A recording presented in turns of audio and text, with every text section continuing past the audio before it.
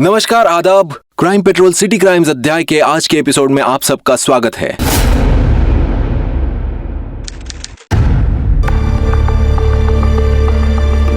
जल्दी जल्दी जल्दी जल्दी आ अरे वाह, वेरी गुड। डर नहीं लग रहा है ना बेटा? वापस नहीं। करेंगे। हाँ, चलो चलो जल्दी चलो। ये संभाल के। हाँ, जल्दी आओ। आ जाओ। हाय भाभी। हाय। हाय वर्षा। आओ बेटा, जल्दी आओ। आओ, फिर से एक बार करेंगे। आओ आओ आओ आओ, वेरी गुड।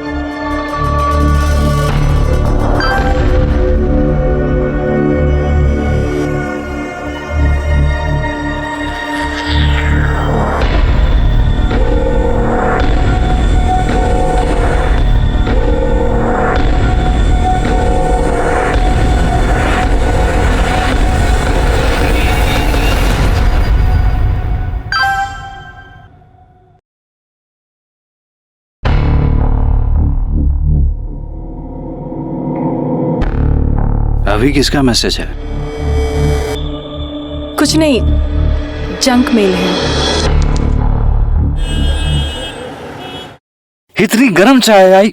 अगर इतनी जल्दी थी तो फिर चाय की जगह शरबत दे देती मुझे। तो पढ़ना। ये लो, जल्दी रखो। और चलो जल्दी करो। हाँ हाँ हाँ। हाँ ओके।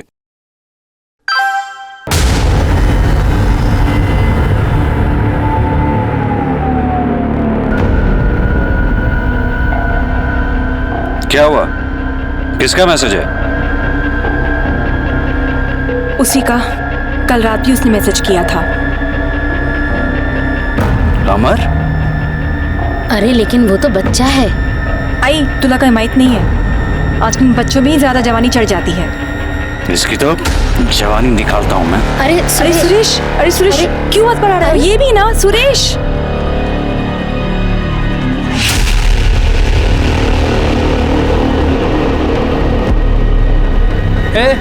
क्या बकवास है ये सब? हाँ, क्या बकवास है? तेरी बीवी का सुनो फोटो है, इसमें चिल्लाने का क्या? तारीफ ही तो की है। यही सब सिखाते हैं तुमको कॉलेज में? बच्चे हो तो बच्चे बन के रहो, समझे? चिल्लाओ मत। सोशल मीडिया पे कमेंट्स किए, क्या गलत किया इसमें? बीवी है मेरी। ओए, इतनी जलन हो रही ना तो संभाल अपनी बीवी को। सोशल मीडिया पे फोटोज डालेंगे तो कमेंट्स आएंगे। मुंह तोड़ डालूंगा। अरे छोड़ो, छोड़ो, मुंह तोड़ दूंगा मैं तेरा। सारा बोलना, तेरी तो जान से मार डालूंगा तेरे को मैं। टच करके दिखा, देख तेरे खानदान के साथ क्या करता टच करके दिखा, तू मारूंगा तुझे मैं। क्यों लड़ रहा है साले? हट। अरे चल चल, खुद की बीवी को संभाल नहीं सकते, आए दूसरे को बोल ले साला। अरे मैसेज करता है मेरी बीवी को। ए चलो।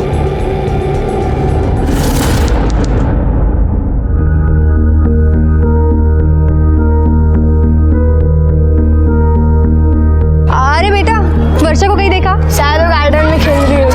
अच्छा, वर्षा। वर्षा को ढूंढ रही हो? हो। अरे लेकिन लता ताई तो उसे आज नीचे लेकर आई ही नहीं। क्या? ऐसा कैसे हो सकता है? क्या हुआ मिली? नहीं है वर्षा, घर पे ही होगी। चलो चलो।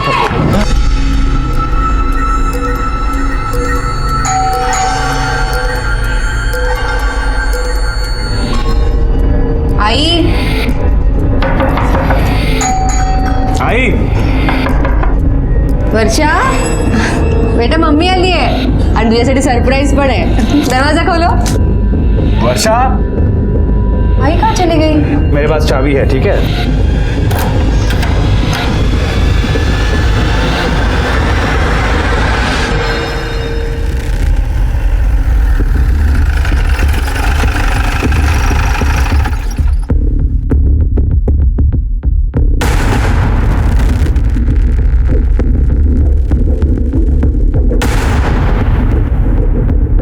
चलो आगे चलो, बस उठो।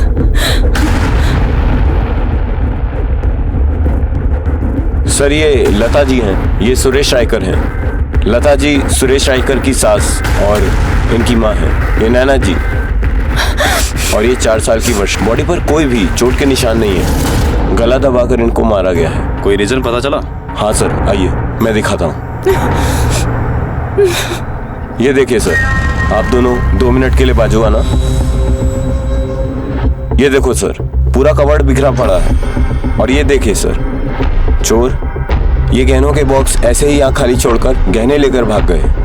मुझे लगता है कि इसके पीछे चोरी का ही मोटिव हो सकता है। कोई फोर्स एंट्री का निशान है?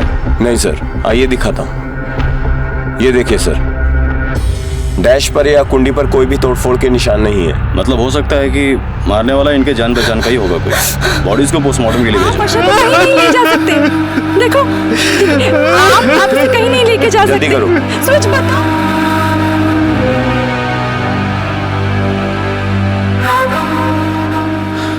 देखिए, मैं आप लोगों की हालत समझ सकता हूँ, लेकिन कुछ सवाल तो आपसे पूछने होंगे। आइए। देखने से ये हत्या चोरी के मकसद से की गई नजर आ रही है। क्या क्या सामान चोरी हुआ है आपके यहाँ से?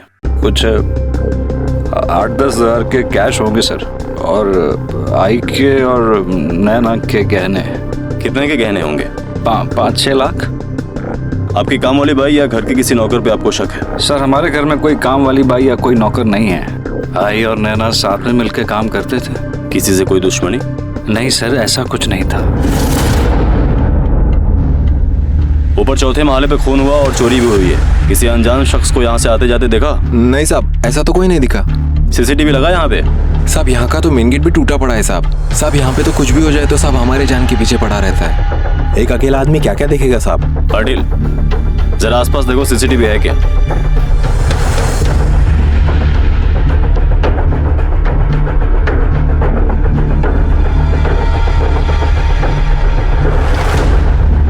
हाँ सर। ये बाजू की दुकान कितने बजे खुलती है?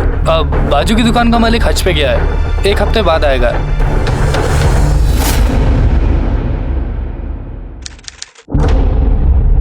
सर, लता जी और वर्षा की पोस्टमार्टम रिपोर्ट आ गई है और रिपोर्ट के मुताबिक दोनों को गला दबाकर ही मारा गया है। दोनों की मौत शाम को 4 से 5 बजे के बीच में हुई है।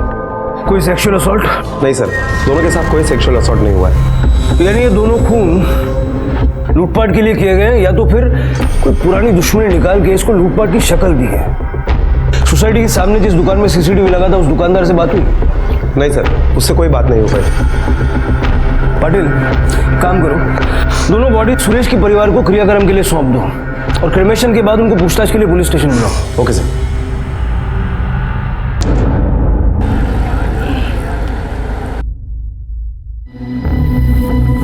किसने मारा मेरी आई और मेरी बेटी को? पकड़ा गया है ना वो?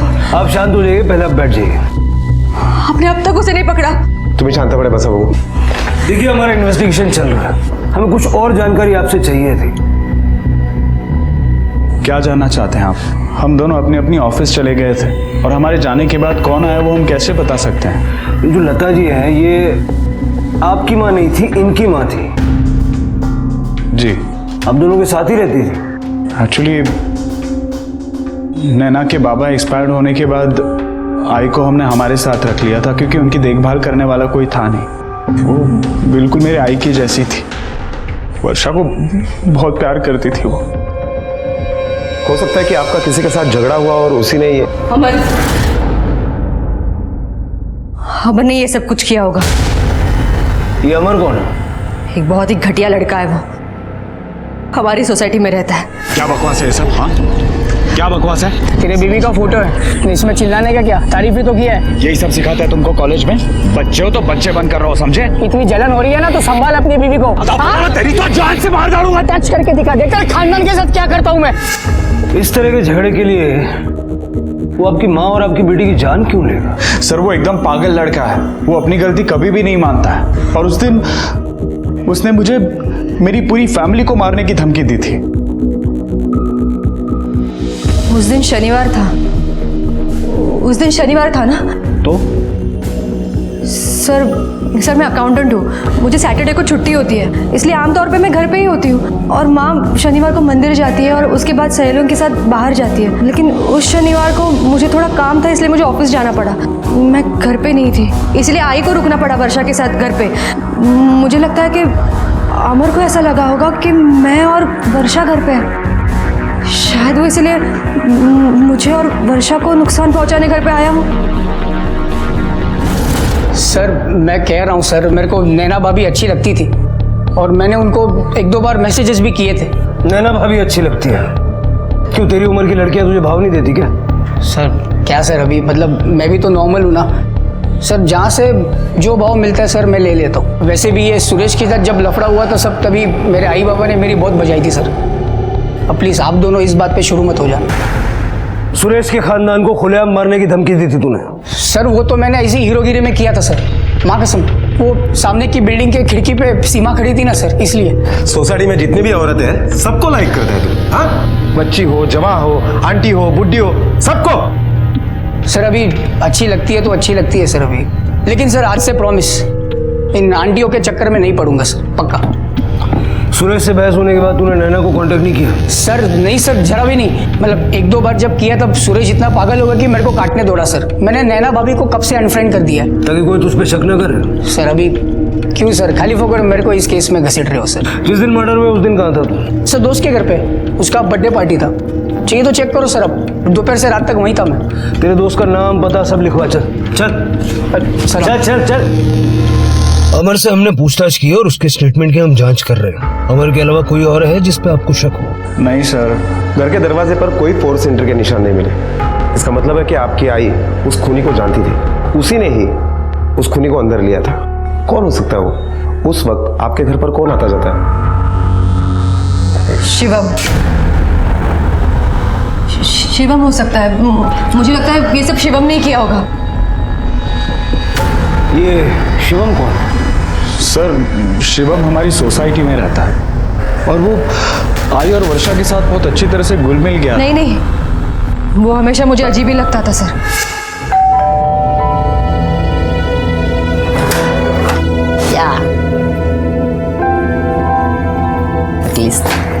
पानी गिरने थे। हाँ।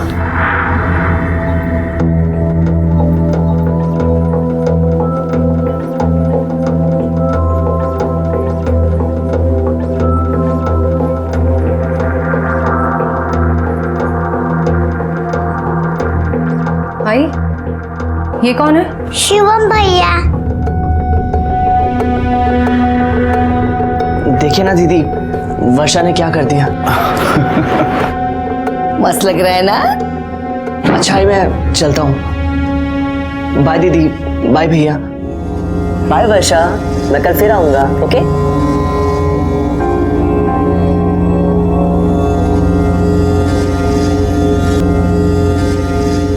क्या है ये सब?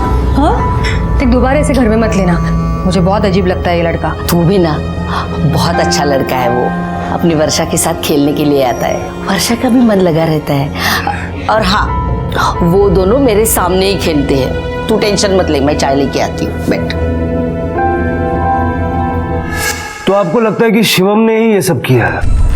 पता नहीं सर, अब वो एक ही इंसान ऐसा था जो हमेशा हमारे घर पे पड़ा रहता था। ये क्या बोले जा रही हो तुम नैना? शिवम क्यों मारेगा वर्षा और आई को? वो तो वर्षा को कितना प्यार करता था। मेरी कुछ समझ में नहीं आ रहा है सुरेश, क्या बोलूं? बताओ मुझे, ये सब कोई क्यों करेगा? क्यों मारेगा वर्षा को और मेरे आई को?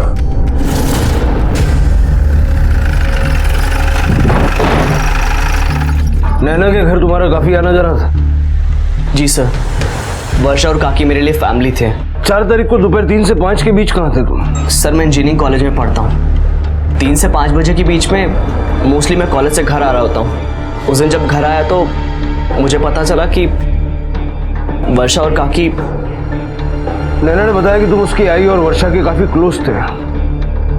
कभी उनका किसी से कोई झगड़ा वगैरह हुआ? नहीं सर, उनका झगड़ा किसी के साथ नहीं हुआ। काकी तो बहुत सीधी सादी थी और वर्षा, वो तो छोटी सी बच्ची थी सर। उसकी भला दुश्मनी किसी के साथ कैसे हो सकती है? अपना नंबर दो, जरा इस अमर और शिवम के बारे में अच्छे से पता करो। आजकल के लोगों के जेब में पैसे नहीं होते लेकिन शौक 5 स्टार के होते। पता करो मर्डर के वक्त इन दोनों की लोकेशन क्या थी। Okay sir.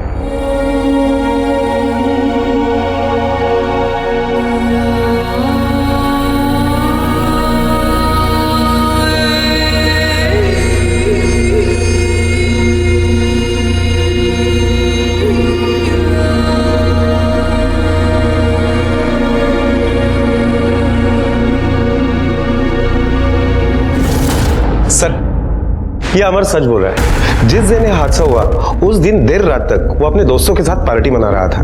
पार्टी में और भी कई सारे लोग थे। मैंने उनसे भी इस बात की पुष्टि की है कि अमर वहीं पर था। उसके मोबाइल के लोकेशन के मुताबिक ये भी पता चल रहा है कि वो पार्टी में ही था, वो सोसाइटी में आया ही नहीं था। और शिवम? सर शिवम उस दिन कॉलेज में था। दोपहर 3 से 5 बजे के बीच में उसके मोबाइल लोकेशन के अकॉर्डिंग वो ट्रैवल कर रहा था कॉलेज से घर तक। इस क्राइम सीन से उसका कुछ लेना देना नहीं है। पाटिल, अगर शिवम और अमर दोनों क्लीन दिख रहे हैं तो फिलहाल हमारे शक के घेरे में कोई भी नहीं है, क्योंकि ना ही इनके घर पे कोई नौकर चाकर है और ना ही इनकी किसी से कोई दुश्मनी है।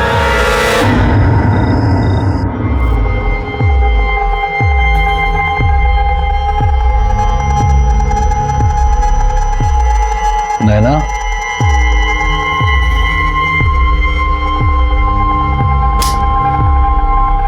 नैना, नैना,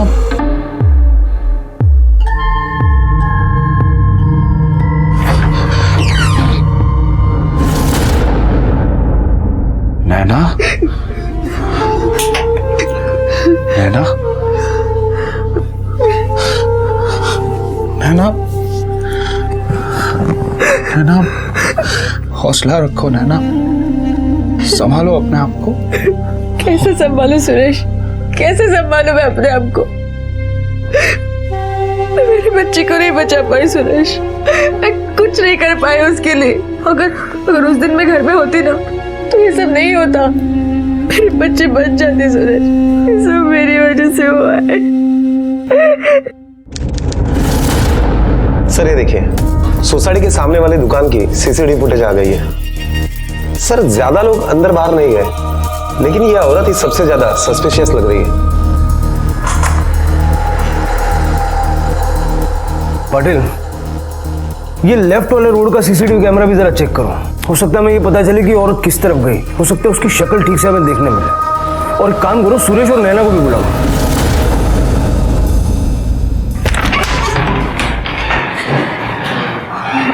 आप लोग अब तक ये सीसीटीवी फुटेज ही देख रहे हैं? देखा सुरेश, अब तक इन्होंने नहीं पकड़ा उसे। आपका क्या चाहता है? आपके लिए तो ये सब सिर्फ एक केस है ना?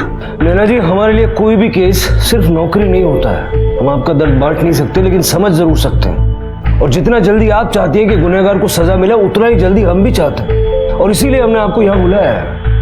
पाटिल, ये देखिए, ये आपके सोसाइटी का एंट्रेंस का सीसीटीवी फुटेज है। इसमें जो लोग दिखाई दे रहे हैं, क्या आप जानते हैं इनके? हाँ, ये लोग हमारी सोसाइटी में रहते हैं। लेकिन ये औरत कौन है? एक्चुअली हम भी नहीं समझ पा रहे कि ये औरत कौन है, लेकिन जिस वक्त यह हादसा हुआ उसके ठीक बाद ये औरत सोसाइटी के बाहर बहुत घाई में आई थी।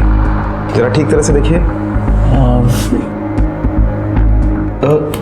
चेहरा कुछ ठीक से दिखाई नहीं दे रहा है इसका, कुछ समझ में नहीं आ रहा। लेकिन ये साड़ी जो पहनी है इस औरत ने।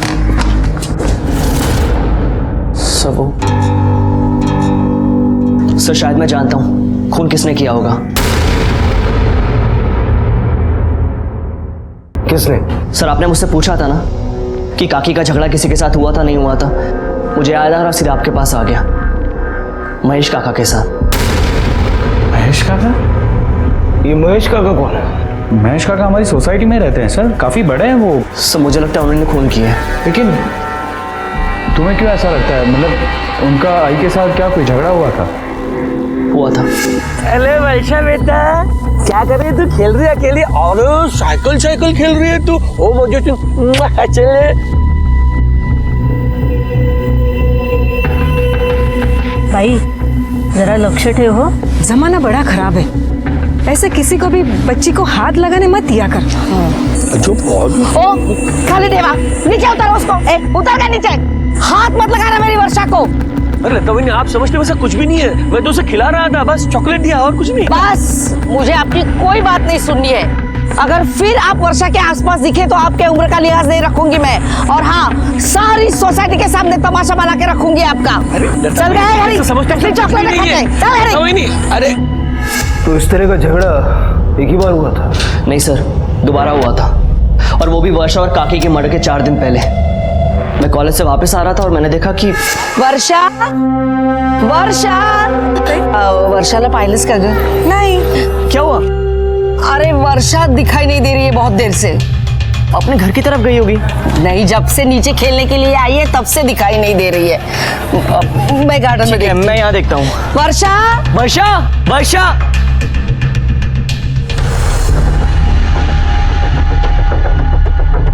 वर्षा, वर्षा। काकी, हाँ जल्दी आइए। खैर, वो देखिए, वर्षा सुरभि अंकल के साथ है।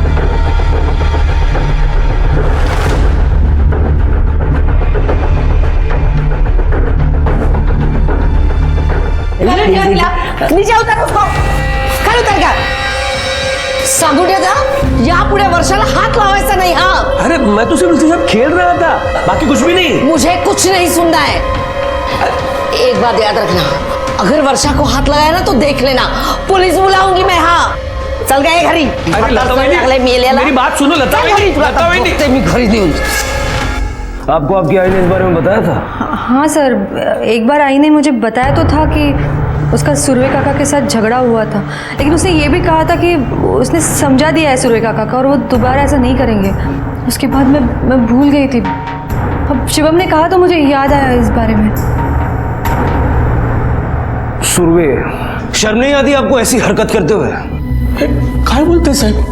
आपको लगता है वो खून मैंने की है? जो आदमी एक छोटी बच्ची के साथ घटिया हरकत कर सकता है वो कुछ भी कर सकता है। सब आई शपथ संग तो मैंने सब कुछ भी नहीं किया था साहब। लता वही गलत समझ रही थी, उसका भी कोई दोष नहीं है साहब। आजकल का समय सब गलत है। आपको पूरी सोसाइटी में वर्षा ही मिली थी लाड़ प्यार करने के लिए, कोई और बच्चे नहीं थे? सब वर्षा मुझे मेरी शिवानी की याद दिलाती है, मेरी नाती शिवानी। पिछले साल मेरा बेटा अपने परिवार के साथ हमेशा के लिए यहाँ से चला गया। अब यहाँ मैं और मेरी बीबी रहते हैं। सर, मुझे मेरी नाती की बहुत याद आती है साहब। शिवानी बिल्कुल वर्षा जैसी दिखती है। हाँ साहब, सच कह रहा हूँ। ये देखिए साहब। तो ये बात आपने लता जी को क्यों नहीं बताई? साहब, मैंने बहुत कोशिश की थी, लेकिन उन्होंने मेरी बात कभी सुनी नहीं। लता जी ने आपको वर्षा से दूर रहने की हिदायत दी थी ना? फिर आप उसे सीढ़ियों के पास क्यों लेके गए थे? साहब, मैं उसे कहीं नहीं लेके गया था, मैं तो सीधे से नीचे की तरफ उतर रहा था। अरे वर्षा बेटा, एकटीच खेळतेस तू बाहुलीशी? इथे कोणाकडे आली वर्षा? इथे काय करते सो? चल घरी, चल घरी। अरे लता वहिनी, मैं कुछ नहीं कर रहा था, सिर्फ उसके साथ खेल रहा था। चल घरी। अरे तुला किती वेळ? अरे वो बिल्कुल मेरी नाती जैसी है लता वहिनी। साहब, इसके बाद मैंने सोच लिया कि अभी कभी भी वर्षा के पास नहीं जाऊंगा। अच्छा नहीं लगता ना साहब, कोई ऐसे बोले तो। बस इतना ही हुआ था? जी साहब। क्यों? लता जी ने आपको सबके सामने डांटा, काफी लोग जमा हो गए, सबके सामने उसने आपको बेइज्जत किया, ये कौन बताएगा? नहीं साहब, ऐसा कुछ भी नहीं हुआ था, और लोग ज्यादा नहीं थे, एक हाथ दो थे। और साहब, लता ने सिर्फ मेरे पास गुस्से से देखा और वो वर्षा को लेकर चली गई। इसके अलावा तो कुछ भी नहीं हुआ था साहब। हाँ साहब। जिस दिन कत्ल हुआ है उस दिन आप कहाँ थे? मैं बैंक में गया था साहब, फिर एक दो काम निपटा के मैं मेरे दोस्त के यहाँ चला गया और वहाँ से करीब 9 बजे मैं घर वापस लौट आया। घर आने के बाद मुझे लता और वर्षा के बारे में पता चला। कौन से बैंक गए थे? KPS cooperative bank. सर, मैं वही काम करता था। अब रिटायरमेंट के बाद साल में एक बार वहाँ जाना पड़ता है, मैं जिंदा हुए दिखाने के लिए। जिस दोस्त के घर आप गए थे उसका नाम क्या? मिलिंद नागरकर। मिलिंद नागरकर का एड्रेस लिखवा दीजिए और आप जा सकते हैं। जी साहब।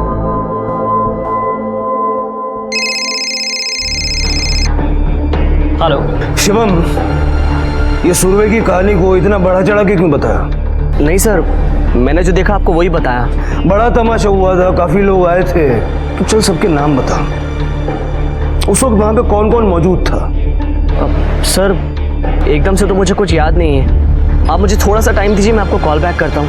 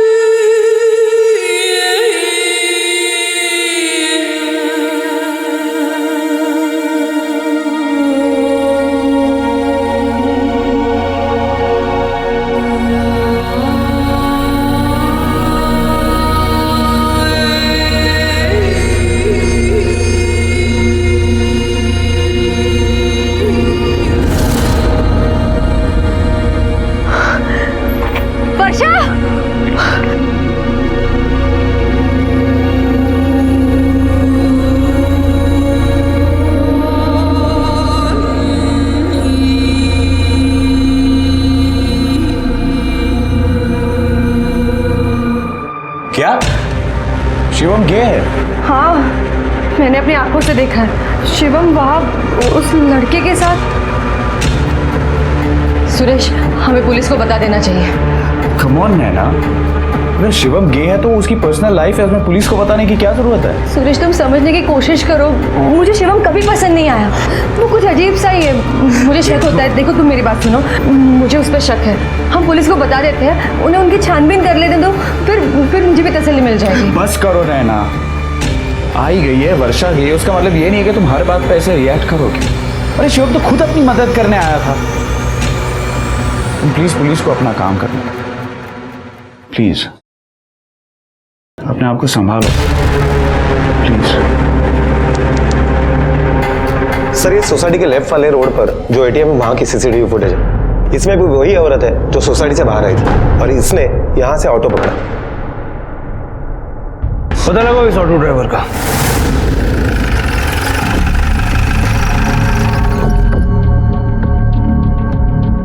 हाँ सर, बांद्रा फ्लाईओवर के लिए ऑटो लिया था इसने। बांद्रा फ्लाईओवर? रिक्शा तो उसके आगे जाती नहीं है। उस औरत के बारे में और कुछ बता सकते हो जो तुम्हें अच्छी तरह से याद हो? बहुत अजीब औरत थी साहब, पूरा मुंह अपना साड़ी से ढक लिया था उसने। सुरभि जी ने बताया कि उस दिन वो आपके साथ थे। हाँ, यहाँ आया था वो, करीब 3 बजे आया था। फिर हमने चाय पी ली और वो चला गया। चाय पी के चले गए? हाँ।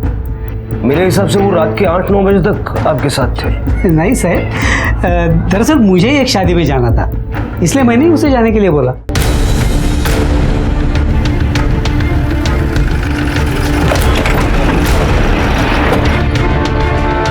रिका में वो यहाँ तक रिक्शा से आई होगी और रिक्शा यहीं तक आती है। यहाँ से आगे जाने के लिए टैक्सी करनी पड़ती है। हाँ, टैक्सी वाले से पूछते हैं।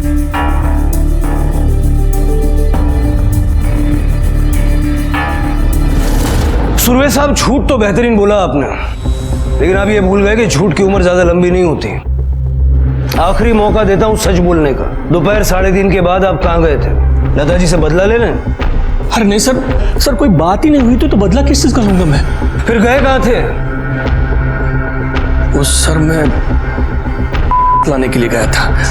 अब रिटायरमेंट के बाद थोड़ी की आदत लगी ना, तो जब भी वक्त मिलता है मैं वहाँ चला जाता हूँ। उस दिन भी मैं वही गया था। हाँ सर, सच कह रहा हूँ, मैंने कुछ नहीं किया, मेरा यकीन करो सर। अरे सुनो, इस औरत को यहाँ से टाउन की तरफ कभी छोड़ा है? हाँ साहब, सीएसटी के लिए टैक्सी ली थी। तुम्हें क्या तुम्हारे सारे पैसेंजर याद रहते हैं? नहीं साहब, पर हम जब बाइखला पहुंचे तो ये बोलती है कि इसको वापस बांद्रा जाना है। बांद्रा में कहाँ छोड़ा उसे? वो सब लिंकिंग रोड के जंक्शन पे छोड़ा। सर सुरभि सच बोल रहा है। हमने उसकी पत्नी से भी पूछा। उस रात जब उसकी पत्नी ने उसको घर बुलाने के लिए फोन किया तो वो चरस के नशे में था। हमने वहाँ के लोगों से भी पूछा, उन लोगों ने भी बताया। और सर, उसके फोन का लोकेशन भी उस एरिया में ही एक्टिव था।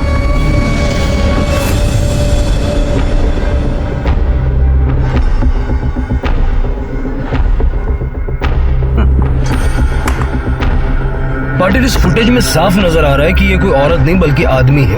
इस रिक्शा के नंबर से जरा इस रिक्शा वाले का पता लगाओ। Okay sir. पुलिस लता और वर्षा के कातिल तक पहुंचने की पूरी कोशिश कर रही थी। वो उस औरत का भी पता कर रही थी जो कत्ल वाले दिन सोसाइटी से निकली थी, लेकिन आगे का रास्ता काफी मुश्किल उभरा था क्योंकि पुलिस के पास कोई भी पुख्ता सबूत या गवाह नहीं थे। उधर नैना की हालत दिन ब दिन खराब होती जा रही थी। अपनी बेटी और माँ को खोने का बहुत बड़ा सदमा लगा था उसे। वो उस कातिल को सजा दिलवाना चाहती थी और अब उसकी हालत ऐसी थी कि वो हर किसी पर शक कर रही थी। नैना, नैना,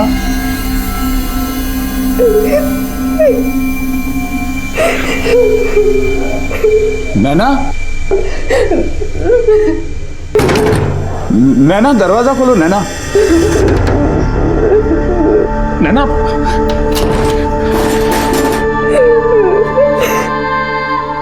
नैना, प्लीज, क्या कहते हो तुम? क्यों अपने आप को सजा दे रही हो नैना? क्यों? यार बच्चे दोनों चले गए। मैं क्या करूंगी? मैं कैसे जीऊंगी? सुरेश, तुम उस दिन बैंक गए थे ना, लॉकर में गहने रखने के लिए, पूछताछ करने के लिए। तो सुरेश, वो उन बैंक वालों ने तो ये लूटपाट नहीं की होगी। उनको तो पता था ना घर में गहने और ये सब। हमें पुलिस को बताना होगा। मैं जा रही हूँ पुलिस को बताने। प्लीज नैना, प्लीज तुम पुलिस को कुछ नहीं बताओगी। पागल समझेंगे वो लोग तुम्हें। प्लीज नैना, संभालो अपने आप को नैना, प्लीज। नहीं लेकिन मेरी बात सुनो। देखो सुरेश, कुछ भी हो सकता है, कोई भी मार सकता है मेरी आई को। हमें बताना होगा पुलिस को। संभालो अपने आप को नैना, संभालो प्लीज। ठीक तरह से देखकर बता, पहचानता है इसे? साहब ये बैंड्रा में बैठी थी साहब, और मैंने इसको MG रोड गोरेगांव में छोड़ा था। कुछ याद है इसके बारे में? आप ही साहब याद क्या करने का साहब, वो किन्नर जैसी थी साहब, खत खाती भी लड़की जैसी नहीं थी, और साहब मुंह पूरा ढका हुआ था उसका। कोई खास चीज याद है? हाँ साहब, उसके हाथ में एक थैली थी। ठीक है, अगर जरूरत पड़ी तो फिर से बुलाएंगे। अभी जाओ। ठीक है सर। सर इसका मतलब है वो घूम फिर कर फिर उसी जगह पर आ गया, और उसके हाथ में वो थैली भी थी। सर उस थैली में जरूर ज्वेलरी होगी। उसने सोचा होगा कि वो CST जाकर उस ज्वेलरी को बेच सकता है, लेकिन फिर शायद उसने अपना मन बदल लिया और वो वापस आ गया और फिर यहीं के आसपास के किसी ज्वेलरी शॉप में उस ज्वेलरी को बेचने की कोशिश की। पाटिल, ये भी हो सकता है कि खून करके वो भागा, लेकिन बाद में उसे लगा कि अगर वो भाग जाएगा तो पुलिस सबसे ज्यादा उस पर शक करेगी, और इसीलिए वो वापस आ गया। ऐसा करो, उस एरिया के और आसपास के सारे ज्वेलरी शॉप में पता करो, हो सकता है हमें कोई लीड मिल जाए। Okay sir. सर नैना रायकर आई है। भेजो। आ जाइए। सर मुझे आपको एक बात बतानी थी। उस दिन CCTV फुटेज में उस औरत ने जो साड़ी पहनी थी वो मेरी आई की है सर। मुझे उसी दिन शक हुआ था, लेकिन कुछ याद नहीं आ रहा था। फिर मैंने चेक किया तो पता चला कि मेरे आई की वो साड़ी गायब है। खून करने के बाद किसी ने पहचान छुपाने के लिए वो साड़ी पहनी। किसी और ने नहीं सर, शिवम ने। शिवम गे है सर।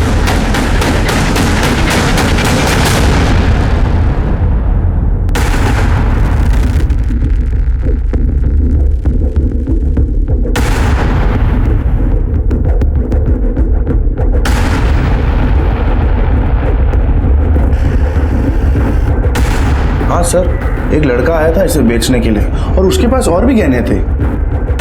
तो आपने खरीदे? ना सर, मुझे तो पहले से लगा था कि ये शायद चोरी के हैं, और वैसे भी जवान लड़का गहने बेचने नहीं आता है। आमतौर पे औरतें या तो कपल्स ही आते हैं, और वैसे भी मेरे दुकान में CCTV कैमरा लगे हुए हैं।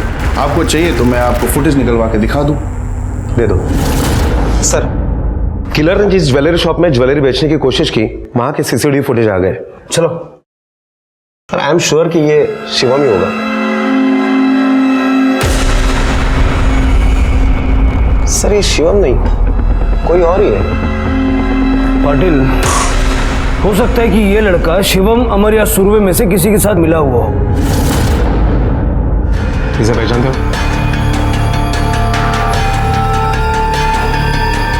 नहीं, इसे तो हम नहीं पहचानते। माणिक मैडम, काय कळलं? नहीं सर। नक्की? सर, किसी ने पहचाना? मैंने भी पूरी सोसाइटी में पूछताछ की, लेकिन इसे कोई नहीं पहचानता।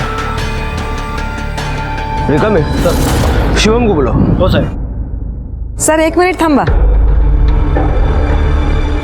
सर, शिवम और उसकी फैमिली कल रात को ही कानपुर शिफ्ट हो गए। शिवम को फोन लगाओ। Mobile you are calling is currently switched off. Sir, उसका फोन तो स्विच ऑफ आ रहा है। किसी के पास दूसरा नंबर है शिवम का? नहीं, शिवम का नंबर तो नहीं है, लेकिन उसके फादर का नंबर है मेरे पास।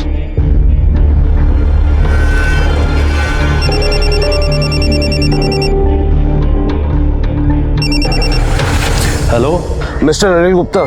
हाँ जी, बोल रहा हूँ, कहिए। शिवम आपका बेटा है? जी हाँ, शिवम हमारा बेटा है। कहिए, बात क्या है? कुछ खास नहीं, वो वर्षा के केस में जरा उससे बात करनी थी। उसको फोन लगा रहा था, नंबर लग नहीं रहा। कोई बात नहीं सर, मैं अभी उससे बात कराता हूँ, वो यहीं पे है। शिवम बेटे, आपका फोन बचा है। हेलो शिवम, कहाँ हो? फोन लगा रहे, लग नहीं रहा तुम्हारा। सर एक्चुअली मैं कानपुर में ही हूँ, कल ही शिफ्ट हुआ। बाबा रिटायर हो चुके हैं तो हम लोग कानपुर में आ गए। वैसे मेरे पास यहाँ का लोकल नंबर भी है, आप वो ले लीजिए। लो, मैं आपके इस नंबर पे मैसेज कर देता हूँ। ठीक है। वैसे सर, कातिल का कुछ पता चला? पकड़ा जाएगा, भाग कर जाएगा कहाँ तक। नंबर याद से भेज देना। जी सर, बिल्कुल। पाटिल। हाँ सर। कानपुर पुलिस को इन्फॉर्म करो कि शिवम पर नजर रखें। Okay sir.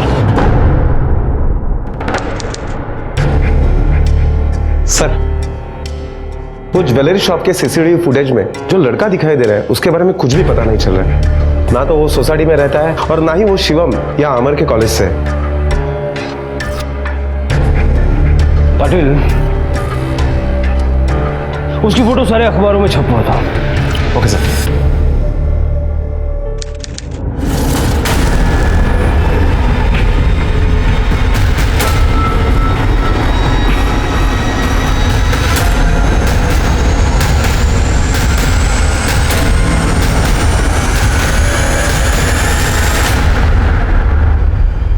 डॉक्टर दीक्षित। जी जी, आइए बैठिए। मैंने ही आपको फ़ोन किया था। ये जो फोटोग्राफ आपने अखबार में दिया था ना, ये लड़का आया था मेरे क्लिनिक पर। किस लिए? सेक्स चेंज ऑपरेशन के लिए। ये इसका ऑपरेशन करना था? नहीं नहीं, इसके साथ एक लड़का और था, आई गेस इसका पार्टनर था वो, उसके ऑपरेशन के लिए आया था। पाटिल,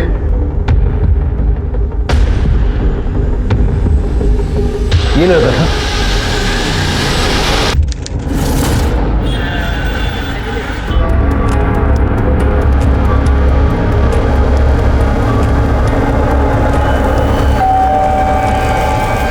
मेरे दोस्त होंगे, मुझे लेने आए होंगे। लेने ही आए हैं तुझे, लेकिन सर इसने किया क्या है? अपने बेटे से पूछिए कैसे नाम रोशन किया है आपका। चल सर, लेकिन सर मेरी बात।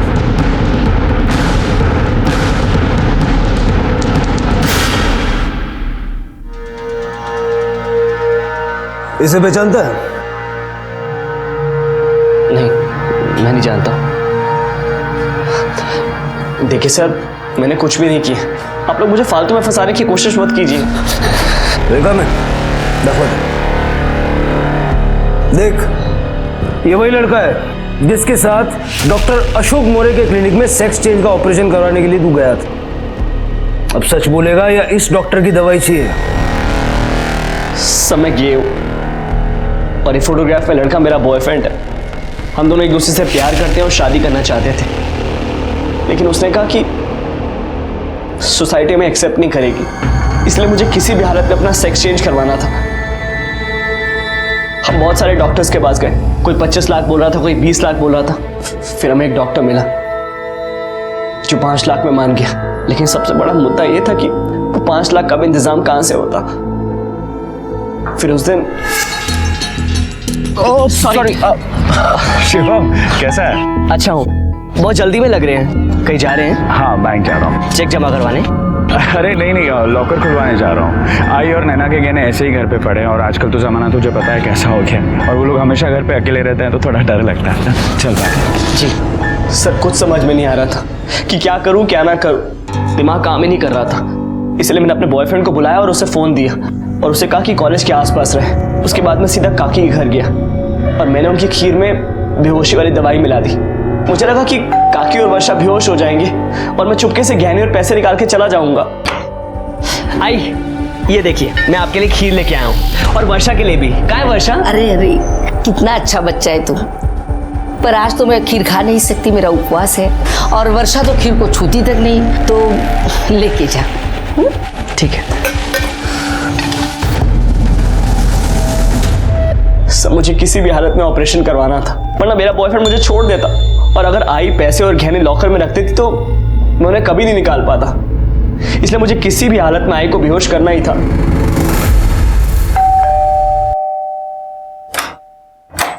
आई, वो मैं वर्षा से मिलने आया था। वो क्या है ना, वर्षा सोई है और मैं भी सोने जा रही हूँ, तू बाद में आ जाएगा। आई मेरी बात सुनिए, मैं यहाँ पर किसी को नुकसान पहुंचाने नहीं आया हूँ। मुझे सिर्फ ज्वेलरी और पैसा चाहिए, मैं चुपचाप लेके चला जाऊंगा। तू पागल हो गया? हाँ, पागल हो गया मैं। पैसा अंदर पड़ा है ना, निकल अंदर। मेरा सर, पैसे और गहने चुराने के बाद पहले मुझे लगा कि मैं कानपुर भाग जाता हूँ, लेकिन मैं जैसे CST पहुंचा तो मुझे लगा कि अगर मैं कानपुर चला जाऊंगा तो आप लोगों को शक हो जाएगा। मैं सीधा MG रोड गया और अपने बॉयफ्रेंड को ज्वेलरी वाला बैग दे दिया और उससे अपना फोन ले लिया।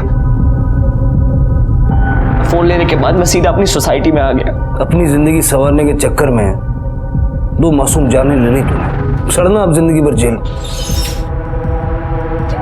क्यों मारा तुमने मेरे बच्चे को? क्या बिगड़ा दोनों तुम्हारा? मेरे बच्चे को मार दिया।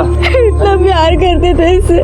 शिवम को लता और वर्षा की हत्या के लिए और उसके पार्टनर को जुर्म में उसका साथ देने के लिए गिरफ्तार किया गया है। शिवम ने अपने सेक्स चेंज ऑपरेशन के लिए जो रास्ता अख्तियार किया वो सरासर गलत था। शिवम जिस पर लता और वर्षा इतना भरोसा करती थी, जिसे वो इतना प्यार और स्नेह देती थी, उसने अपने फायदे के लिए उन दोनों को मार डाला।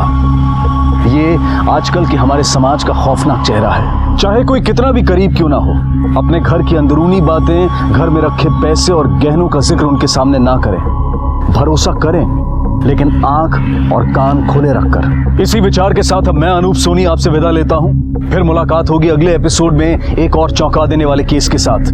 तब तक अपना और अपने परिवार का ख्याल रखें और देखते रहें क्राइम पेट्रोल सिटी क्राइम्स। सबक एक को सीख हम सबको। जय हिंद। इस तरह के और भी एपिसोड देखने के लिए हमारे चैनल को सब्सक्राइब करें और बेल आइकन दबाना ना भूलें।